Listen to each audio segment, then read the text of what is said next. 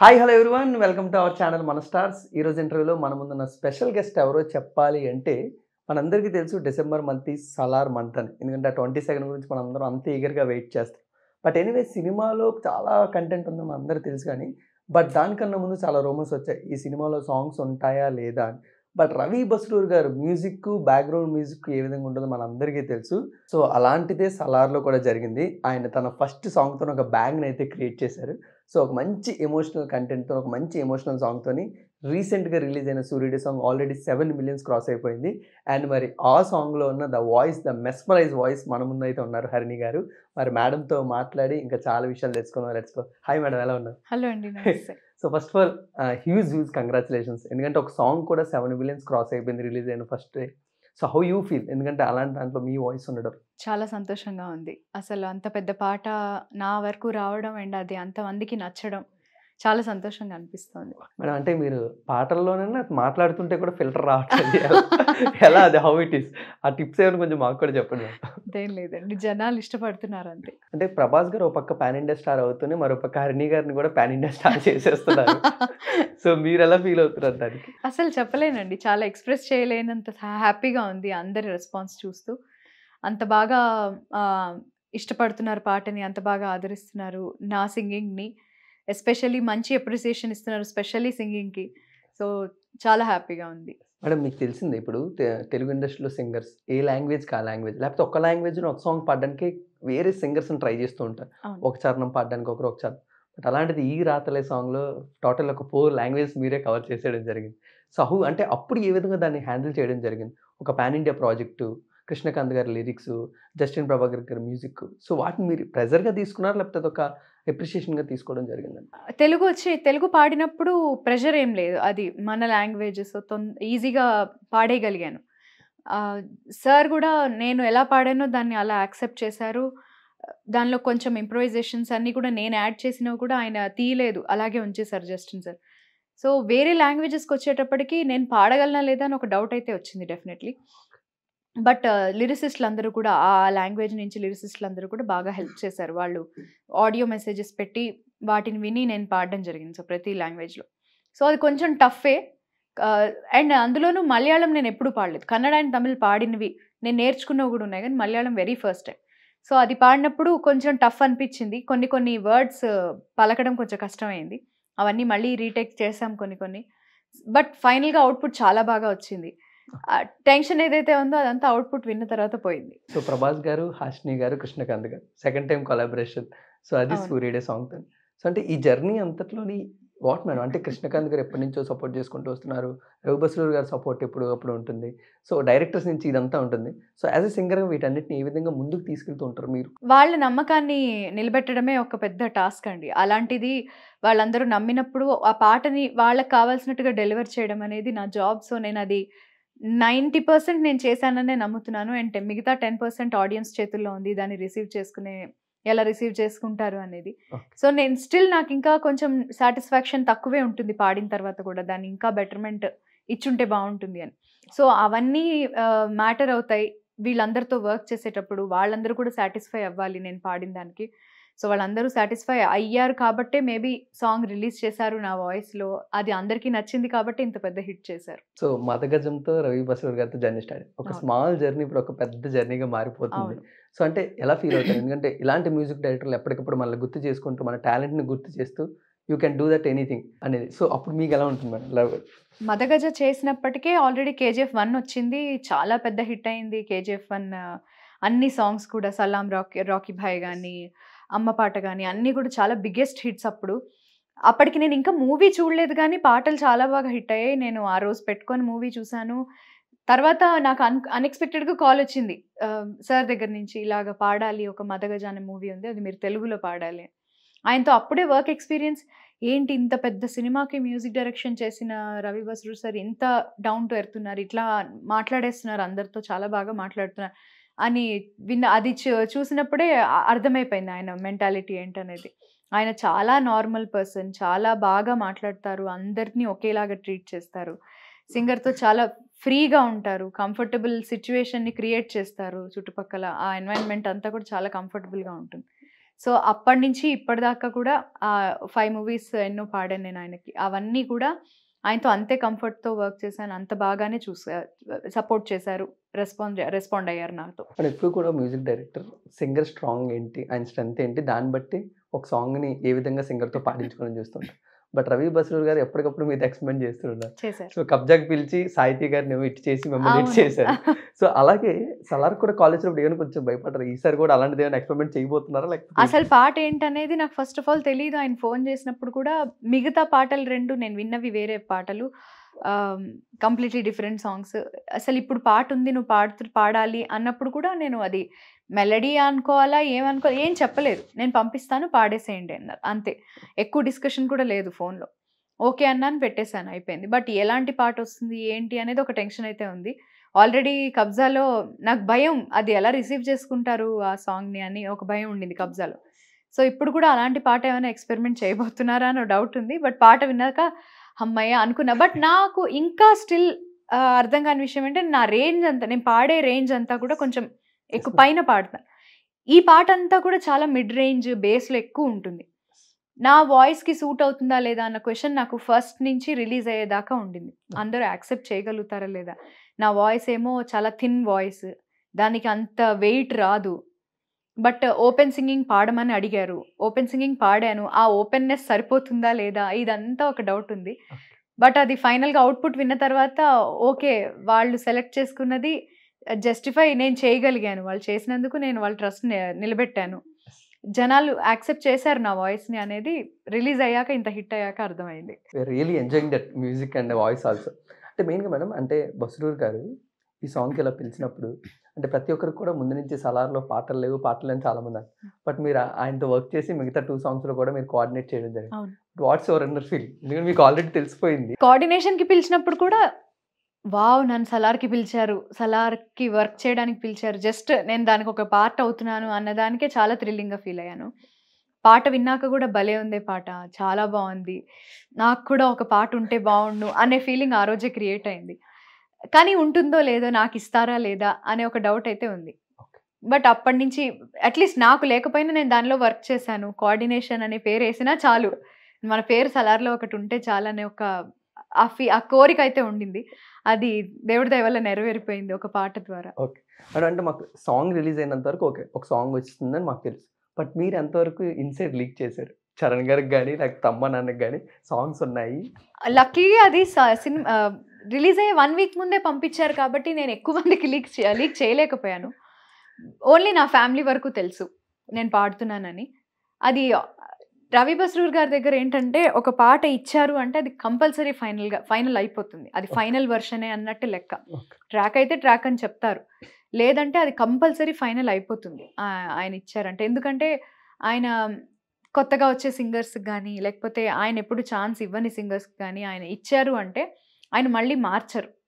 నార్మల్‌గా వేరే దగ్గర మనం ఏంటంటే ట్రాక్ పాడతాము. మనది అవుతుందో లేదో అన్న టెన్షన్. అవ్వకపోతే ఒక డిసప్పాయింట్‌మెంట్ ఉండడం సహజం. ప్రతి మ్యూజిక్ ఇండస్ట్రీలో డెఫినెట్‌లీ అది ఎక్కడన్నా జరిగేది. Common thing. ఎందుకంటే ప్రొడ్యూసర్స్‌కో లేకపోతే ప్రొడక్షన్ హౌస్ వాళ్ళకో పెద్ద సింగర్స్‌తో పాడించాలన్న ఒక కోరిక ఉంటుంది. అది కరెక్టే. అంటే వాళ్ళకి ఆ నేమ్ వల్ల గూడా సినిమా ప్రమోషన్ ఎక్కువగా వెళ్తుంది అనే ఒక ఇది ఉంటుంది.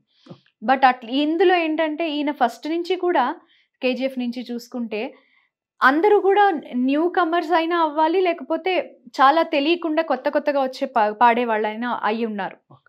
అందరితో ఎక్స్పెరిమెంట్ చేయడం గానీ, రవి బస్రూర్ సార్ అలా ఒకళ్ళకి పాట ఇచ్చారు అంటే అది కంపల్సరీ వాళ్ళదే రిలీజ్ అవుతుంది. నేను నమ్మినంత వరకు, చూసినంత వరకు కూడా. సో అది చాలా గొప్ప విషయం ఆయన దగ్గర నేను చూసింది. అలాగా నాకు ఇచ్చాను అనంగానే నాకు అర్థమైపోయింది. ఓకే, ఇది ఫైనల్. డెఫినెట్‌లీ ఇది రిలీజ్ కాబోతోంది ఈ పాట అనేది అర్థమైంది. ఆయన అంటే ఒకవేళ వాళ్ళతో సాటిస్ఫై అవ్వకపోయినా టైం తీసుకుని వాళ్ళతో పాడిస్తారే తప్ప, వాళ్ళని వదిలేసి వేరే సింగర్‌ని ఆయన ఆప్ట్ చేసుకోరు నేను చూసినంత వరకు. సో అది ఆ సింగర్‌కి ఒక చాలా పెద్ద ఇదేంటి ప్లస్ అని చెప్పాలి. అండ్ ఆయన పేషెన్స్‌కి దండం పెట్టాలి నిజంగా. గ్రేట్. సో ఇప్పుడు మీరు రవి బస్రూర్ గారితో చాలా దగ్గరగా ఉండి వర్క్ చేస్తున్నారు. ఆయన ఎలాంటి మ్యూజిక్ టేస్ట్, అంటే టేస్ట్ ఆఫ్ మ్యూజిక్ ఎలా ఉంటుంది? ఎందుకంటే కేజీఎఫ్‌లో ఒక ఎమోషనల్ సాంగ్ ఉంటుంది, ఎలివేషన్ సాంగ్స్ ఉంటుంది, ఎంటర్‌టైన్‌మెంట్ సాంగ్ అన్నీ ఉంటుంది. బట్ యాజ్ ఎ మ్యూజిక్ డైరెక్టర్‌గా వాట్ హి ఈజ్ అంటే దగ్గర నుంచి మీరు నేను చూసినంత వరకు ఆయన ఎక్కువ ఇంపార్టెన్స్ ఎమోషన్స్‌కి, మెలోడీకి at the same time very raw మ్యూజిక్కి, లోకల్ మ్యూజిక్ ఎక్కువ ఇంపార్టెన్స్ ఇస్తారు. ఆయన అన్ని పాటల్లోనూ మనం అది గమనించవచ్చు. ప్రతి ఒక్క పాటలో ఒక ఎమోషన్ కంపల్సరీ ఎమోషన్స్కి ఎక్కువ వాల్యూ ఉంటుంది ఆయన సాంగ్స్లో. సో అది చాలా అంటే అందరూ డిఫరెంట్ కైండ్స్ ఆఫ్ ఎమోషన్స్ని యూజ్ చేసుకుంటారు. బట్ ఆయన సెంటిమెంట్ ఎక్కువ యూజ్ చేసి కంపోజ్ చేస్తూ ఉంటారు. అండ్ ఆయనకు వచ్చే సినిమాల్లో సిచ్యువేషన్స్ కూడా అలాంటివి ఉంటున్నాయి. దాన్ని బాగా ఎలివేట్ చేస్తూ, సాంగ్ని ఎక్కువ ఎలివేట్ చేస్తూ, మ్యూజిక్ని అంత ఎలివేట్ చేయకపోయినా వెనకాల ఆ లిరిక్ని, సింగర్ వాయిస్ని ఎక్కువ ఎలివేట్ చేస్తూ రిలీజ్ చేస్తూ ఉంటారు పాటల్ని. సో అవన్నీ కూడా ఆల్మోస్ట్ అన్ని బిగ్గెస్ట్ హిట్స్ అయిపోయాయి KGF 2లో కానీ దీంట్లో కానీ. సో మేడం, మెయిన్గా మీరు అంటే చాలా మంది ఇప్పట్లో స్టూడియోకి వెళ్ళి పాడిన వాళ్ళు చాలా తక్కువ మంది అయిపోతున్నారు. వాళ్ళు హోమ్ స్టూడియోస్లో సెటప్ చేసుకొని వెళ్ళి చేస్తున్నారు. సో ఎంత మనకి డైరెక్టర్ నుంచి, మ్యూజిక్ డైరెక్టర్ నుంచి సజెషన్స్ వచ్చినా అంటే ఆ ఆథెంటిసిటీ ఏదైనా కొంచెం మిస్ అవుతుందా మేడం? అంటే డెఫినెట్లీ మిస్ అవుతుంది. వెళ్ళి పాడిన దానికి, ఇంట్లోంచి పాడిన దానికి కొంచెం డిఫరెన్స్ ఉంటుంది. అక్కడ ఉండగా అప్పటికప్పుడు చెప్పినప్పుడు వాళ్ళకి థాట్స్ ఇంకా వస్తూ ఉంటాయి. ఇది ఇంకా బెటర్మెంట్ చేస్తే బాగుంటుందేమో అని వాళ్ళకి థాట్స్ అక్కడ రావచ్చు. ఫోన్లో కాన్వర్జేషన్లో ఏంటంటే వాళ్ళు ఆ ఒక్క ముక్క చెప్పి పెట్టేస్తారు. వాళ్ళకి మళ్ళీ థాట్ వచ్చినా మళ్ళీ చెప్పాలా, ఎన్నిసార్లు పాడించాలని వాళ్ళకి ఉంటుంది. పాడే వాళ్ళకి కూడా అయ్యో మళ్ళీ కరెక్షన్ చెప్తున్నారే, మళ్ళీ ఇది అవుతుంది అని ప్రతి పాటకి ఏదో ఒక పాటకి అలా అవుతూ ఉంటుంది. సో అది ఎంతైనా కొంచెం డిఫరెన్స్ ఉంటుంది. అంటే దానివల్ల డిసడ్వాంటేజ్ అని చెప్పను, మేబీ కొన్ని క్లిక్ కూడా అవుతాయి అట్లాంటివి. ఇంట్లోంచి పాడి అద్భుతంగా ఉండి బాగుండేవి, అక్కడి నుంచి పాడి బాగుండేవి. సో డిఫరెన్స్ అయితే డెఫినెట్గా ఉంటుంది రెండింటికి. మెయిన్గా ఒక సింగర్కి ఈ సజెషన్స్ కానీ లేకపోతే కరెక్షన్స్ కానీ అది చెప్తే ఒక సింగర్కి అది అడ్వాంటేజ్ డిసడ్వాంటేజ్ మేడం? ఆయన ఉన్న స్టేట్ ఆఫ్ మైండ్లో ఒక పాట పాడుతున్నప్పుడు డెఫినెట్లీ అడ్వాంటేజ్ అండి. అంటే మనంత అజ్యూమ్ చేసుకొని సిచ్యువేషన్ని పాడినా కూడా కంపోజర్ మైండ్లో ఏదైతే రన్ అవుతుందో అది డెఫినెట్గా సక్సెస్ అవుతుంది. అది వాళ్ళు స్టోరీ వినుంటారు, వాళ్ళకు ఒక మైండ్లో ఒకటి నడుస్తుంటుంది స్టోరీకి సంబంధించి. మనం అది ఇన్పుట్ తీసుకొని 100% అది ఇవ్వగలిగితే మన పాట సక్సెస్ అవుతుంది, స్టోరీలో ఆ సిచ్యువేషన్ ఎలివేట్ అవుతుంది. సో డెఫినెట్లీ అది కరెక్షన్స్ చెప్పాలి, ఆ చెప్పినవి 100% మనము పెట్టి పాడాలి. సో మెయిన్గా ఈ సూర్యుడే సాంగ్కి ఎలాంటి డిస్కషన్స్ అయ్యాయి మేడం బస్రూర్ గారికి మీకు మధ్యలో పాడినప్పుడు లేకపోతే పాడిన తర్వాత? సాంగ్ నాకు ఫ్రెండ్షిప్ సాంగ్ అని చెప్పలేదు, నేను జస్ట్ లిరిక్స్ చూసి నేను అనుకున్నది అది ఫ్రెండ్షిప్ సాంగ్ అని. నేను చాలా నార్మల్గా ఒక మెలడీ ఎలా ఉంటుందో అలాగా చాలా సాఫ్ట్గా పాడేసి పంపించిన తర్వాత మళ్ళీ వాళ్ళు అప్పుడు నాకు ఇన్పుట్స్ చెప్పారనమాట దాని సాంగ్ గురించి. మాకు ఇలా రాగా కావాలి, కంప్లీట్ ఇది ఒక ఫ్రెండ్షిప్ సాంగ్ అయినా కూడా ఎమోషన్ మాత్రమే కనిపించాలి, ఎటువంటి గమకాలు అవేవి ఎమోషన్ని డిస్ట్రాక్ట్ చేయకూడదు. సో ప్లెయిన్గా చాలా రాగా సింగింగ్ రాని వాళ్ళు ఎలా పాడతారో అలాగే కావాలి మాకు. సో కంప్లీట్ ప్లెయిన్ చేసేయండి సాంగ్ అని చెప్పారు. ఓన్లీ వాయిస్లో ఉండే ఎమోషన్, పాటలో ఉండే ఆ లిరికల్ ఎమోషన్ మాత్రమే కనిపించాలని చెప్పారు. సో అది తెలుసుకున్నాక నేను ఒక 2-3 టైమ్స్ ట్రైల్ అయ్యాక థర్డ్ టైంకి నాకు ఆ ఎమోషన్తో కూడిన సాంగ్ వచ్చింది ఫైనల్గా. అంటే ఇంకోటి మాకు తెలిసింది, ఒక 1 వీక్ వరకు ఈ సాంగ్ మీరు పాడుతున్నట్టు తెలియదు అని చెప్పడం జరిగింది. మేడం మీరు కోఆర్డినేట్ చేసి కూడా ఇలాంటి ఒక సాంగ్ ఉందని మీకు తెలియదా మేడం? తెలియదు. అంటే నన్ను కోఆర్డినేట్ చేయమన్నది ఓన్లీ 2 పాటలకే. ఆ 2 పాటలకి మాత్రమే నేను వర్క్ చేశాను. అందులో ఒక సాంగ్కి కంప్లీట్గా వర్క్ చేయలేదు, సగం నుంచే వర్క్ చేశాను. ఇంకో పాటకి ఫుల్ సాంగ్ ఫస్ట్ నుంచి ఉన్నాను, పాడిచ్చే దగ్గర నుంచి. సో ఆ 2 పాటలు ఉన్నట్టే తెలుసు తప్ప థర్డ్ సాంగ్ ఉందని తెలియదు నాకు. అండ్ రిలీజ్ అయిన తర్వాత వాట్స్ రియాక్షన్, అంటే ఫ్రెండ్స్ సర్కిల్ కానీ ఫ్యామిలీ సర్కిల్ రియాక్షన్? మెల్లిగా నేను రాధేశ్యామ్లో లాగే 1-2 డేస్ బాగా హిట్ అయ్యి చాలా బాగా మంచి వ్యూస్ వచ్చేసి బాగుంటుంది. 2-3 డేస్ అప్పుడు కూడా అలాగే 3-4 డేస్ 2-3 డేస్ వరకు అసలు మెసేజ్ల మీద మెసేజ్లు చాలా అద్భుతంగా చేస్తారు, పాడారండి అది ఇది మెసేజ్ పెట్టారు. కానీ ఇది ఇంకా స్టిల్ 4 డేస్ అవుతుంది, ఇంకా ఆగట్లేదు, ఇంకా పెరుగుతూనే ఉంది, ఇంకా మెసేజెస్ చేస్తూనే ఉన్నారు. రోజుకు 1 మిలియన్ పెరుగుతోంది, అంత బాగా ఎంజాయ్ చేస్తున్నారు సాంగ్ని. సో ఇదైతే కంప్లీట్లీ అన్ఎక్స్పెక్టెడ్ అండ్ చాలా చాలా అసలు నా కెరియర్లో బిగ్గెస్ట్ అసలు చెప్పలేను, ఇన్ఫినైట్ అనమాట దీనికి. సో అలాంటి ఒక హ్యాపీనెస్ని ఇస్తుంది సాంగ్ అందరికీ అండ్ నాకు కూడా. మేడం ప్రభాస్ గారు, కృష్ణకాంత్ గారు, మీరు ఈ కాంబినేషన్ సాంగ్ చాలా పెద్ద హిట్ అవుతుంది, బట్ ఎందుకు మేడం లేట్ అవుద్ది ఎప్పుడు? లేదు, ఈ క్వశ్చన్ మీకే కాదు, నాకు ఆ రోజు రిలీజ్ అయ్యే రోజు నాకు వచ్చింది. నేను మా హస్బెండ్తో కూడా అన్నాను, ఏంటికన్నా ఇది ముందు కూడా సేమ్ కాంబినేషన్లో పాట ఆ రోజు కూడా అందరూ వరుస పెట్టి నన్ను ఇన్‌స్టాగ్రామ్‌లో అక్క టైం ఎప్పుడు? అక్క టైం ఎప్పుడు? అంటే నాకు తెలీదు బాబు, నిజంగా ఎవ్వరికీ నేను చెప్పలేనండి. నాకేం తెలీదు టైం గురించి. అప్పుడు యూవీ క్రియేషన్స్ వాళ్ళు నాకేం మెసేజ్ పెట్టలేదు ఈ టైంకి రిలీజ్ అవుతుందని. వాళ్ళు పోస్టర్ మీద వేశారు. ఈవినింగ్ 4, 5కో ఎంతకో రిలీజ్ అవుతుందని. అదేదో టెక్నికల్ ఇష్యూస్ అని వాళ్ళే ట్విట్టర్‌లో మళ్ళీ పెట్టారు. ఇన్ని ఆ రోజు చెప్పారు. ఈసారి అసలు రిలీజ్ అవుతుందని చెప్పారు గానీ టైం చెప్పలేదు. అక్క మీకు తెలుసు మీరు చెప్పట్లేదంటారు. నిజంగా తెలీదురా బాబు, నాకెవ్వరు చెప్పలేదు. నాకే టైం తెలీదు. నేను అప్పటికి వాళ్ళకి సాయంత్రం దాకా చూసి నేను మామూలు ప్రొడక్షన్స్ వాళ్ళకి మెసేజ్ పెట్టా. ఎప్పుడు రిలీజ్ అవుతుందండి? ఇలాగ చాలా మంది మెసేజెస్ పెడుతున్నారంటే, సారీ మ్యామ్, ఇది అవుతోంది ఇంకా టైం మాకు కూడా తెలీదు. ఇంకా చేస్తున్నారు, ఎడిటింగ్ అవుతోంది. అందువల్ల లేట్ అవుతోంది అని వాళ్ళన్నారు. బట్ టైం ఎవరికీ తెలీదు. నేను అప్పుడే అన్నా తనతో, ఏంటిది మా కాంబినేషన్‌లో లేట్ అవుతుంది. ఈ అమ్మాయిని పెట్టుకున్నాం కాబట్టి లేట్ అవుతుందంటారా? లేకపోతే అదొక సెంటిమెంట్ అయిపోతుందా? అని నాకు భయమేస్తోందని చెప్పా. బట్ లక్కీలీ 'రాధేశ్యామ్' అంత లేట్ అవ్వలేదు గానీ 6:30కి రిలీజ్ చేశారు. బట్ మీ స్టేటస్‌లు గాని, లేకపోతే మీకొస్తున్న గాని, ఒక రేంజ్‌లో పాపులర్ అయిపోతున్నారు ఫుల్లుగాన. సో, వాటిని ఎలా ఎంజాయ్ చేస్తున్నారు? ఎలా దాన్ని మేనేజ్ చేస్తున్నారు మెయిన్‌గా? మేనేజ్‌మెంట్ ఏం లేదండి. అందరికీ రిప్లై ఇవ్వడానికి ట్రై చేస్తాను. అయ్యో, ఒక్కళ్ళని మిస్ చేసినా వాళ్ళు ఫీల్ అవుతారేమో అని. మొహమాటం ఎక్కువ. దానివల్ల ఇవ్వకూడదని కాదు, ప్రతి ఒక్కళ్ళకి ఇస్తే వాళ్ళు హ్యాపీగా ఉంటారు. వాళ్ళు చక్కగా పాటను విని నాకు రెస్పాండ్ అవుతున్నారు. అలాంటి వాళ్ళకి రెస్పాండ్ అవ్వాలి. సో, ఎంత టైం తీసుకున్నా ప్రతి ఒక్కళ్ళకి రెస్పాండ్ అవుదాము. ఇదివరకు మెసేజ్ టైప్ చేసి పెట్టేదాన్ని గానీ, ఇప్పుడు అన్ని మెసేజెస్‌కి పెట్టడం చాలా కష్టమైపోతుంది కాబట్టి డెఫినెట్‌లీ ఒక లైక్ అన్నా చేద్దామని వాళ్ళ మెసేజెస్ అన్నీ చదువుతాను. ఓకే. ప్రతి ఒక్కళ్ళ మెసేజ్ చదువుతాను. అండ్ కామెంట్స్ చదువుతాను. సాంగ్ కిందొచ్చే కామెంట్స్ అందరివి చదువుతాను టైం తీసుకొని ఖాళీ ఉన్నప్పుడు. అండ్ మెయిన్‌గా అంటే టీజర్ వచ్చింది, ట్రైలర్ వచ్చింది, హైప్ మళ్ళా లేపుంది. అంటే 'సలార్' నుంచి ఒక ఎమోషనల్ సాంగ్ రిలీజ్ అవుతుంది అన్నప్పుడు మీకేమైనా టెన్షన్ ఉందా? ఎందుకంటే మీరు పాడేసి ఆల్రెడీ ఉన్నారు. అవును. నాకు చాలా టెన్షన్. ఎందుకు అంటే ఫస్ట్ ఎవరన్నా నార్మల్లీ టైటిల్ సాంగ్‌నో లేకపోతే హీరో ఎలివేషన్ సాంగ్‌ని రిలీజ్ చేస్తారు. బేసిక్‌గా ఏ సినిమాకి జరిగినా. బట్ అసలు కంప్లీట్ కాంట్రాస్ట్‌గా దీనికి ఒక స్లో మెలోడీ సాంగ్, ఒక ఎమోషనల్ సాంగ్‌ని రిలీజ్ చేస్తే అసలు జనాలకి ఫస్ట్ ఆఫ్ ఆల్ ఎక్కుతుందా? ఫ్యాన్స్ ఆయన కోసమే, ఆయన పాటని, ఆయన సినిమా ఎప్పుడు రిలీజ్ అవుతుందని వెయిట్ చేస్తున్న వాళ్ళకి అసలు ఈ ఎమోషనల్ సాంగ్‌కి ఫస్ట్ కనెక్ట్ అవుతారా? ఏంట్రా ఎమోషనల్ సాంగ్ ఎందుకురా రిలీజ్ చేశారా అని అనుకుంటారా? నా వాయిస్ దానికి సూట్ అయిందా? జనాలకి అది నచ్చుతుందా? ఇన్ని డౌట్స్ ఉన్నాయి బ్రెయిన్‌లో. బట్ అవన్నీ ఒక్కసారి రిలీజ్ అవ్వగానే వచ్చే మెసేజ్‌లు చూసేటప్పటికి పటాపంచలైపోయినాయి. ఆహా! లేదు అసలు డైరెక్టర్ ప్రశాంత్ నీల్ గారు అసలు ఆయన డెసిషనే అనేలాగా అనిపిచ్చింది పాట రిలీజ్ చేశాక. Super madam. మీకు హీరోస్‌లో బాగా 'చిరంజీవి' గారు, 'ప్రభాస్' గారు ఇష్టం. చాలా. సో, 'ప్రభాస్' గారికి ఇప్పుడు సెకండ్ సాంగ్ కూడా పాడేసారు. అవును. అంటే ఎక్కడ ఈ ఇష్టం అనేది స్టార్ట్ అయింది మెయిన్‌గా? అంటే లేదండి, నాకు ఆల్‌మోస్ట్ 'మిస్టర్ పర్ఫెక్ట్' నుంచి కూడా చాలా ఇష్టం. ఆయన పర్సనాలిటీ గాని, ఆ సినిమా చూసినప్పటి నుంచి 'మిర్చి' అయితే పిచ్చి నాకు సినిమా. అసలా ఆ పాట ఆవిడది వస్తుంటేనే పిచ్చెక్కిపోతుంది థియేటర్‌లో. అసలు అదిరిపోయేలాగా ఆయన కటౌట్ గాని ఏంటి అంత, అలాంటి హీరోని, అలా ఆరాధించే హీరోకి సడెన్‌గా నేను 'రాధేశ్యామ్‌లో' పాడాను అంటేనే నాకసలు నిజమా? ఫస్ట్‌లో తెలీదు నాకు పాడినప్పుడు. తెలుగు పాడేటప్పుడు నాకేదో పంపిచ్చారు.